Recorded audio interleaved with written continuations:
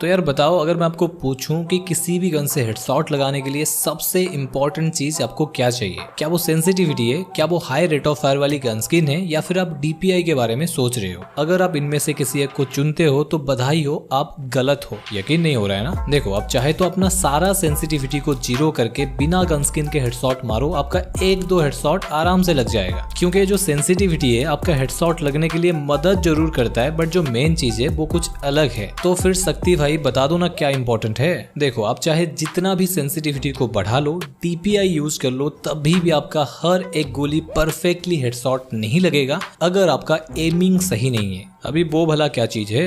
Headshot मारने के लिए जो सबसे ज्यादा इंपॉर्टेंट चीज है वो है आपका एम। तो आज के इस वीडियो में आपको बताऊंगा अपना एमिंग को कैसे सही करना है, फायर बटन को कैसे ड्रैग करना है, जैसे कि एनिमी चाहे आपके पास हो या फिर दूर, उसको आप आसानी से हेडशॉट मार पाओ। बट ये सारा कुछ बताने से पहले आपसे इतना रिक्वेस्ट है, अगर आपको इस वीडियो से कुछ भी सीखने को मिलता है तो प्लीज एक लाइक कर देना। इस वीडियो का लाइक एम 30 के रखते हैं। तो लॉन्डो, ऐसी बात है, अगर आपका एम ही सही नहीं है तो आप कुछ भी नहीं कर सकते, वो चाहे गेम हो या फिर लाइफ। अच्छा।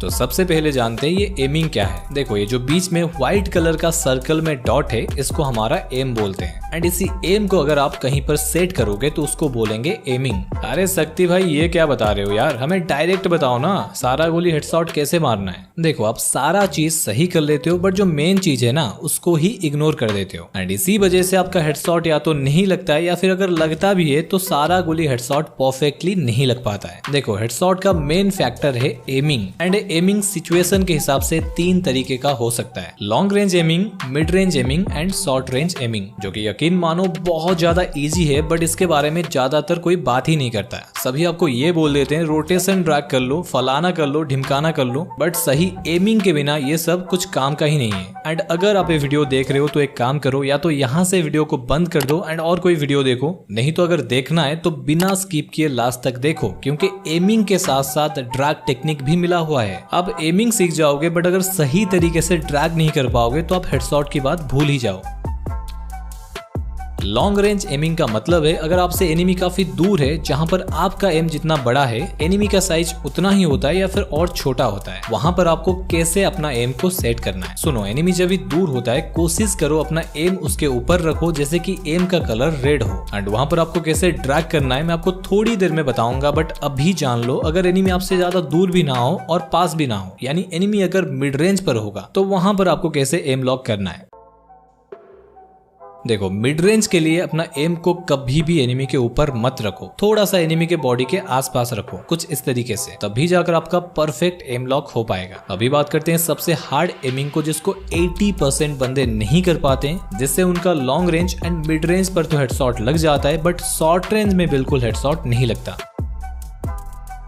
तो यार देखो, शॉर्ट रेंज पर ज्यादातर एम बॉडी पर लॉक हो जाता है, जिससे हेडशॉट लगना थोड़ा सा मुश्किल हो जाता है। तो इसीलिए बंदा जब भी शॉर्ट रेंज पर होता है अपना एम को उससे थोड़ा दूर रखो। पास रखोगे तो एम को बॉडी खींच लेगा एंड आपका बॉडी शॉट लगेगा। अपना एम को दूर रखो। तो देखो, एनिमी के हेड पर कैसे एम लॉक करना है वो तो सीख लिए, बट अगर सही टाइम पर सही तरीके से कैसे ड्रैग करना है वो पता नहीं तो हेडशॉट लगेगा कैसे? यहाँ तो गलती होता है। देखो, ड्रैग बंदे 2 टाइप से करते हैं, स्ट्रेट ड्रैग या फिर रोटेशन ड्रैग। स्ट्रेट ड्रैग में आपको अपना फायर बटन को सीधा ऊपर ड्रैग करना पड़ता है, कुछ इस तरीके से, बट रोटेशन ड्रैग में आपको अपना फायर बटन को घुमा फिरा के फायर करना पड़ता है, जैसे मैं कर रहा हूँ। एंड अभी हमें ये देखना है लॉन्ग रेंज पर अपना एम को सेट करने के बाद कैसे ड्रैग करना है, मिड रेंज पर कैसे करना है एंड शॉर्ट रेंज पर कैसे ड्रैग करना है। देखो, लॉन्ग रेंज पर अपना एम को एनिमी के ऊपर रखने के बाद आपको स्ट्रेट ड्रैग करना है। एंड वहां पर आपको एक और चीज का ध्यान रखना है, लॉन्ग रेंज पर आपको थोड़ा धीरे से फायर बटन को खींचना है। अगर जोर से ड्रैग करोगे तो एनिमी के सर के ऊपर से गोली निकल जाएगा एंड आपका हेडशॉट लगेगा ही नहीं। देखो, ज्यादातर हेडशॉट मिड रेंज पर लगता है, तो मिड रेंज पर अपना एम को एनिमी के आसपास रखने के बाद वही स्ट्रेट ड्रैग आपको करना है एंड इस बार आपको थोड़ा जोर से अपना फायर बटन को खींचना है। एंड अभी देखते हैं शॉर्ट रेंज पर आपको अपना एम को एनिमी से थोड़ा दूर रखने के बाद ड्रैग कैसे करना है।